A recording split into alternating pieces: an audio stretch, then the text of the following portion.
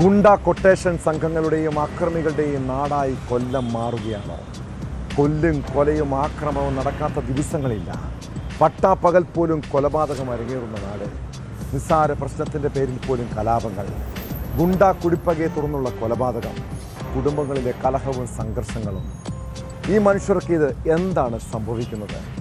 കൊല്ലം ചടയമംഗലത്ത് hotel ഉടമയെ തൊഴിലാളി കുത്തിക്കൊലപ്പെടുത്തിയ കേസിനെ കുറിച്ച് ഞെട്ടലോടെയാണ് കേൾക്കാൻ കഴിഞ്ഞത്. കുരിയോട് സ്പൈസി ഹോട്ടൽ ഉടമ സക്കീറിനെ കൊലപ്പെടുത്തിയത് കൂലിയെ ചൊല്ലിയുള്ള തർക്കത്തിനിടെയാണ്.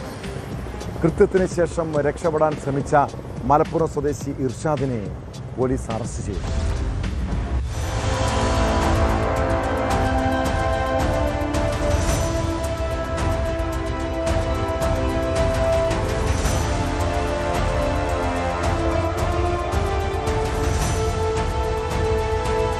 കൊല്ലം ചടയമംഗലം കുരിയോടാണ് നാടിനെ നടുക്കിയ കൊലപാതകമുണ്ടായത്.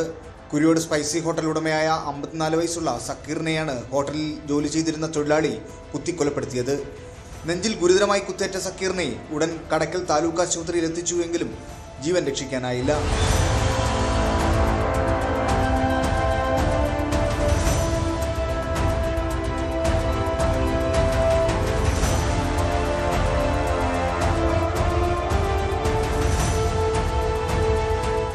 സംഭവത്തിന് പിന്നാലെ ഒളിവിൽ പോയ പ്രതിയായ മലപ്പുറം സ്വദേശി ഇർഷാദിനെ തിരുവനന്തപുരം മണ്ണന്തലയിൽ നിന്നും പിടികൂടുകയായിരുന്നു. ഹോട്ടൽ ജോലിയുടെ കൂലി സംബന്ധമായ തർക്കമാണ് കൊലപാതകത്തിന് കാരണമെന്നാണ് പോലീസിന്റെ പ്രാഥമിക നിഗമനം. വിശദമായ ചോദ്യചെയ്യലിലൂടെ മാത്രമേ കൊലപാതക കാരണം വ്യക്തമാവുകയുള്ളൂ എന്നാണ് പോലീസ് പറയുന്നത്.